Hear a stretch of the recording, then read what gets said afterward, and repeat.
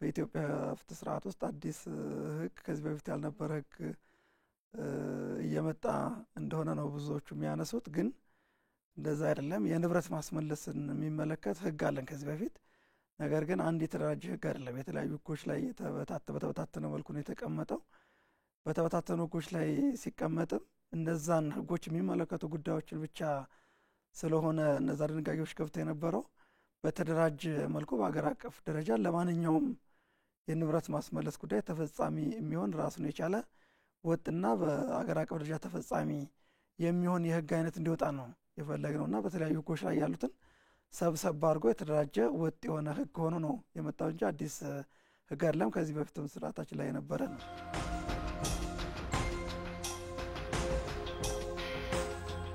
አዲስ ሀሳብ አይደለም እያስተዋወቀ ያለው። ከዚህ በፊት በተለያዩ የሀገራችን ህጎች አዋጆች ውስጥ ተበታትነው ይገኙ የነበሩትን የሰበሰበው እነዚህ ህጎችን ወይም እነዚህ አዋጆች ውስጥ ይገኙ የነበሩት ድንጋጌዎች በአንድም በሌላም አንዳንዶቹ ሁሉንም የኢኮኖሚክ ክራይሞች የማያካትቱ በመሆናቸው ለምሳሌ ወንጀል ህጉ ውርስን ያስከትላል ብሎ የሚያስበው የአንደኛው የወንጀል ህግ መርህ የሆነው በልዩ ድንጋጌ ላይ ወንጀል ብሎ በሚደነገገው ጉዳይ ላይ ውርስን እንደ አንድ ውጤት የሚያስከትል ሲሆን ብቻ የንብረት መውረስን መብት ይሰጥ የነበረ ነው። ነገር ግን ይሄኛው አዋጅ የትኛውም ኢኮኖሚክ ክራይም ወይም ኢኮኖሚያዊ ጥቅም የተገኘበት የትኛውም ህገወጥ ድርጊት ወይም ወንጀል በአጠቃላይ ያስገኘው ንብረት የንብረቱ ያፈራው የተለያየ ጥቅምም አንድ ላይ ሊወረስ እንደሚገባ ይደነግጋል። ስለዚህ ከበፊቱ የተለየ ብሮድ የሆነ ከቨር የሚያደርጋቸው የወንጀል አይነቶችን ብሮድ እንዲያደርግ አድርጓል ማለት ነው። ከዛ ውጪ ሌሎች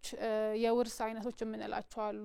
ጥፋተኝነት ላይ የተመሰረተ የውርስ አይነት የምንለው አለ፣ ጥፋተኝነት ላይ ያልተመሰረተ የውርስ አይነት የምንለው አለ እና እነዚህ ጉዳዮች በተለይም ከሙስና ወንጀል ጋር ብቻ ተያይዘው ተደንግጎ የነበረ ቢሆንም አሁን ላይ እንዳልኩት የወንጀል አይነቱ ሲሰፋ እነሱንም ባካተተ መልኩ ይሆንና በተለይ ደግሞ ይሄ ከጥፋተኝነት ላይ ያልተመሰረተ የንብረት ውርስ አካሄድን በተመለከተ በተወሰኑ ጉዳዮች ላይ ብቻ ነበረ ወይም ኮንዲሽኖቹ በጣም ሊሚትድ ነበሩ።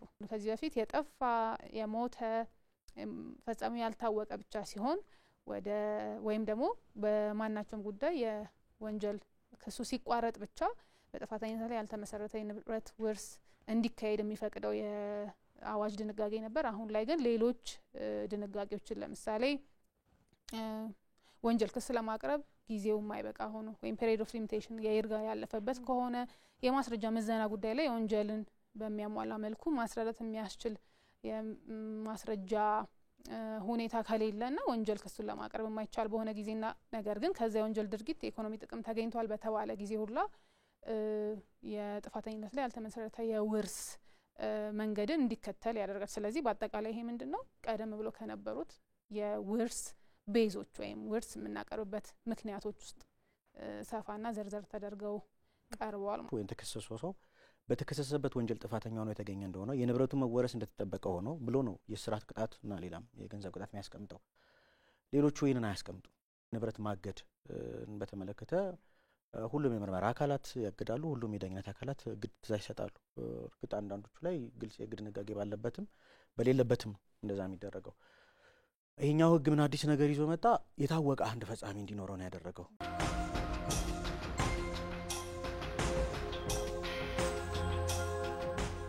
ህጉ ወደ ኋላ ተመልሶ 10 ዓመት ተፈጻሚ እንዲሆን የተደረገበት ዋናው ምክንያት ያው ፌር መሆን ስላለበት ነው።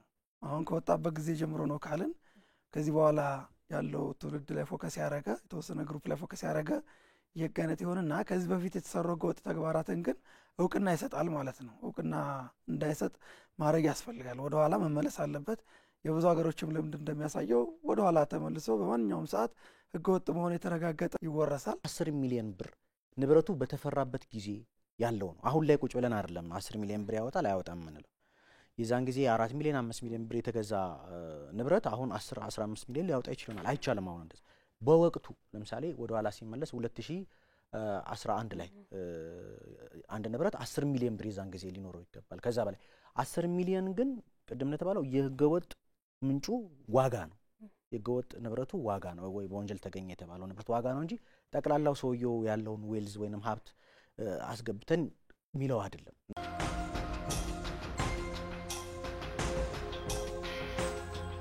አዋጁ ከወጣ በኋላ አንዳንድ አካላት ንብረታችሁ ሊወረስ ስለሆነ እንዲያርጉ የሚል ነገር ዘመቻ የጀመሩበት አንዳንዶቹም በተጨባጭ ይህንን ሲያደርጉ እጅ ከፍንጅ ተይዘው ምርመራ እየተመረመረበትና ወደ ፍርድ ቤት ክስም የቀረበበት ሁኔታ አለ። ማህበረሰቡ አሁንም ቢሆን እዚህ ጉዳይ ላይ ግንዛቤ መያዝ ያለበት ነገር ይሄ ነገር ዝም ብሎ ማንም ሰው እየሄደ እመረምራለሁ ንብረት ይወረሳል የሚልበት አግባብ አይኖርም። የዚህ ባለቤት ፍትህ ሚኒስቴር ነው። የወንጀል ጉዳይ ሲኖር ፖሊስ የወንጀል ጉዳይ ምርመራ ያደርጋል። የዚህ የፍትሐ ብሔር ማስመለሱን ሙሉ ለሙሉ ለፍትህ ሚኒስቴር የተሰጠ ስለሆነ ይህንን ስራ የሚሰሩ ባለሙያዎች ራሱ አሉት። ስለዚህ የአሰራር ስርዓትም ይኖራል። ግልጽ የሆነ የአሰራር ስርዓትም የሚዘረጋ ከመሆኑ ጋር ተያይዞ ብዥታ ውስጥ መገባት የለበትም፣ ኮንፊውዥን ውስጥ መገባት የለበትም። በዚህ ጉዳይ የሚጠረጠሩ ግለሰቦች ካሉ አቃቢ ሕግ፣ መርማሪ ፖሊስ በዚህ ጉዳይ የተጠረጠርክ ስለሆነ ንብረቱን በተመለከተ ማስረጃ አምጣ ብሎ የሚጠይቅበት የአሰራር ስርዓት ነው የሚኖረው። የተወሰኑ ድንጋጌዎችንም በግልጽ ባለመረዳት የተለያዩ ኮንፊውዥኖች የተፈጠሩበት ሁኔታ አለ። ለምሳሌ አንዱ ኮንፊውዥን ከዲያስፖራው ጋር በተያዘ ዲያስፖራው በተለያየ መንገድ ገንዘቡን ልኮ አገር ቤት ያፈራው ሀብት አለና አንዳንድ ጊዜ እነዚህ ከውጭ ለተላኩ ገንዘቦች በቀጥታ ደረሰኝ ማቅረብ ስለማይቻል መንግስት ንብረት ሊወርስ ነው እንዲህ አይነት እንትኖች አሉ። አጠቃላይ ከማስረዳት ጋር በተያያዘ እንግዲህ አንድ ቅድም እንዳልነው ከወንጀል ጋር ግንኙነት አለው ተብሎ ሲጠረጠር ነው አንድ ንብረት ሊወረስ የሚችለው። አንደኛ የመጀመሪያው ጉዳይ ያው ጥርጣሬው መኖሩ ነው። ሁለተኛ ጥርጣሬ ካለው አቃቢ ሕግ ወይም የንብረት መርማሪ ለግለሰቡ ይህን ጉዳይ እንዲያስረዳ እድል ይሰጣል። በዚህ ወንጀል ተጠርጥራል፣ ይሄኛው ንብረት ደግሞ በዚህ ወንጀል አማካኝነት ያገኘው ስለመሆኑ የሚል ነው። ይሄ ነገር ሲከናወን ግን ኬዝ ባይ ኬዝ ዝም ብሎ የተወሰኑ ንብረቶችን እየቆጠሩ አንድ ንብረት አፍርተሃል፣ አንድ መኪና አለ፣ ይሄ መኪና ከየት አመጣው አይነት አካሄድ አይደለም።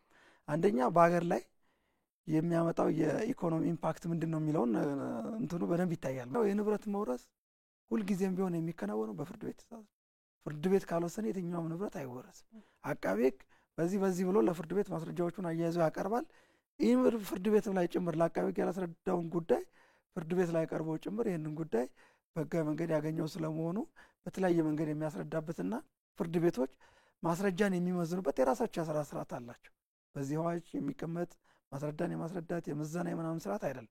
ኦልሬዲ ያለው የአሰራር ስርዓት ተግባራዊ የሚደረግ ስለሆነ ሁልጊዜም ቢሆን በፍርድ ቤቶች የሚወሰን ስለሆነ እንደዚህ አይነት ነገሮች እንደው አጠቃላይ ፕሮቴክሽን እንዲሆኑ የሚችሉ ነገሮች ናቸውና ዝም ብሎ በዘፈቀደ የግለሰቦችን ንብረት እየተነሳ የሚወረስበትና ሀራስ የሚደረግበት በተለያየ መንገድ ግለሰቦችን ለማጥቃት ስራ ላይ የማይውል ህግ ነው።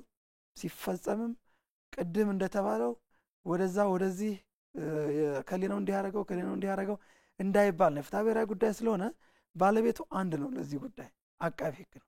አቃቢ ሕግ ኃላፊነቱን ወስዶ ይሄንን ፕሮፐርሊ ኢምፕሊመንት ያደርጋል። ህገወጥ ተግባር የሚፈጸም ከሆነ በዚህ ሂደት ውስጥ ደግሞ ተጠያቂነትን ለማረጋገጥ በጣም ቀላል ነው የሚሆነው። ህገ መንግስቱም የግል ንብረት ወይም ፕራይቬት ፕሮፐርቲ የሚለውን በላብሽ በእውቀትሽ ምናምን የመሳሰሉትን አፍሰሽ ሌጋሊ በሆነ መንገድ ያገኘሽውን ንብረት ነው ፕሮቴክት የሚያደርገው ህገ መንግስቱም። ከዛ ውጭ ያለው እንደ ንብረት መብትም ፕሮቴክሽንም የሚሰጠው ስላልሆነ የህገ መንግስቱም በዚህ አምብሬላ ውስጥ ነው የንብረት መብትን መረዳት ያለብን። ሰዎች በላባቸው ያገኙትን ሀብት ራሱ ነጣቂዎች ራሱ ያንን ሀብት ይዘው መቆየት እንዳይችሉ ታርጌት ያደረገ ነው። በአንጻሩ እንደውም በህጋዊ መንገድ መንቀሳቀስ የሚፈልጉ መዋዕለ-ንዋያቸውን ማፍሰስ የሚፈልጉ ማህበረሰብ ክፍሎችን የውጭ ባለሀብቶችንም የሀገር ውስጥ ባለሀብቶችንም ሌላውንም ማህበረሰብ ፕሮቴክት ማድረግ የሚችል ነው። ምክንያቱም አንድ ሰው ከሌላ ሰው ቀምቶ ንብረቱን ይዞ መቆየት አይችልም።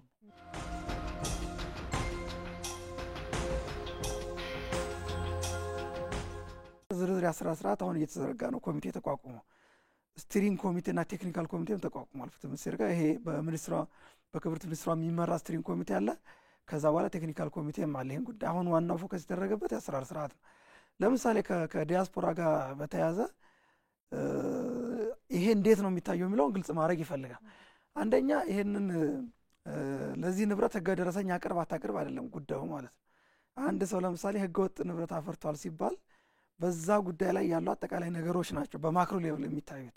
ያቺ ቤት አለችው ምናምን ሳይሆን አጠቃላይ ህገ ወጥ ተግባር ውስጥ እንጌጅ አድርገዋል አላደረገም ይሄ ሰውዬ፣ ይሄ በማድረጉ ደግሞ የሰራው ወንጀል ምንድን ነው፣ ከነዛ ወንጀሎች ሊገኝ የሚችለው ገንዘብ የትኛው ነው የሚጠረጠረው፣ ከዚሁ ጋር በተያያዘ ምን አይነት ማስረጃ ነው። ለምሳሌ አሁን ከውጭ የመጣ ገንዘብ ህጋዊ ደረሰኝ ማቅረብ አለብህ አይደለም። አሁን ደረሰኙ ህጋዊ ነው ህገ ወጥ ነው የሚሉት አይደለም የሚገባው ማለት ነው። የገንዘቡ ምንጭ ህጋዊ ነው አይደለም ዋናው ነገር ማለት ነው። ለምሳሌ ከውጭ ልክ ያለው የሚል ከሆነ ከውጭ መላኩን የሚያስረዳበት በርካታ ነገሮች አሉ። የግድ የባንክ ደረሰኝ ብቻ አይደለም። በባንክ ባለመላኩ ተጠያቂ የሚሆንበት ስርዓት ካለ እሱ በሌላ ሁኔታ የሚታይ ነው። ሌሎች ህጎች ካሉ ተጠያቂ የሚያደርጉት የብሔራዊ ባንክ አሰራርና አጠቃላይ የፋይናንስ አስተዳደርን የሚመለከቱ ህጎች ተፈጻሚ ይሆናሉ። እሱ በዛ የሚታይ ነው የሚሆነው። ከዚህኛው ጋር በተያያዘ ግን አንደኛ አጠቃላይ አት ማክሮ ሌቭል ነው ማለት በኢኮኖሚው ላይ የሚያመጣው ኢምፓክት ምንድን ነው፣ የዛ ግለሰብ እንቅስቃሴ አጠቃላይ ፕሮፋይል ነው የሚሰራው እንጂ ያችን ንብረት እየተከታተሉ ይችን አስረዳ አታስረዳ ውስጥ የሚገባበት ሁኔታ የለም። እንደዛም ሆኖ ተግባራዊ ሊሆን አይችልም እንደዛ ከሆነ ማለት። ስለዚህ አንደኛ ትላልቅ ጉዳዮች ላይ ትኩረት የሚደረግ መሆኑን፣ ሁለተኛ በደንብ ዝግጅት ተደርጎ ምን ጉዳዮች ላይ ትኩረት እንደሚደረግ በዝርዝር የአሰራር ስርዓት በማንዋልና በመመሪያ በደንብ ተደራጅቶ በፌዴራል ደረጃ በሀገር አቀፍ ደረጃ ከፌዴራል እስከ ክልል ይሄ ነገር ተግባራዊ ሲደረግ በጣም ጥብቅ የሆነ ክትትል የሚደረግበት መሆኑን ማህበረሰቡ እንዲያውቅ ያስፈልጋል። ፍትህ ሚኒስቴር ስር ዳይሬክቶሬት ጀነራል አለ፣ የጠቅላይ አቃቢ ህግ ዘርፍ ስር። ይህንን ዳይሬክቶሬት ጀነራል አንደኛ መዋቅሩን የማስፋት ስራ የተሰራ ነው። ሁለተኛ ለዚህ መዋቅር የሚሆኑ ባለሙያዎችን የመለየትና የመመደብ ስራም እንዲሁ አብሮ የሚሰራ ነው የሚሆነው። ግን ያው በተቻለ መጠን ሲፈጸም ኤሪያዎቹን በደንብ ከታወቁ የመንግስትም ትኩረት ምን ላይ ሊሆን እንደሚችል በደንብ ከታወቀና ይህንን የሚከታተል ስትሪንግ ኮሚቴና ቴክኒካል ኮሚቴ ካለ በአፈጻጸሙ ላይ የሚያጋጥም ችግር ይኖረናል ብለን አናስብም። እንደው በመላ ሀገሪቱ በሁሉም ጉዳይ ላይ በአንድ ጊዜ የሚጀመር ጉዳይም አይደለም። በጣም ከትላልቅ ጉዳዮች ላይ ተጀምሮ የተሻለ ልምድ እየተገኘ ሲሄድ እየሰፋ የሚሄድ በመሆኑ በአንድ ጊዜ ሁሉም ነገር ላይ መንግስት የማይገባ ከመሆኑም ጋር ተያይዞ ብዙም ችግር ያጋጥመናል ብለን አናስብም።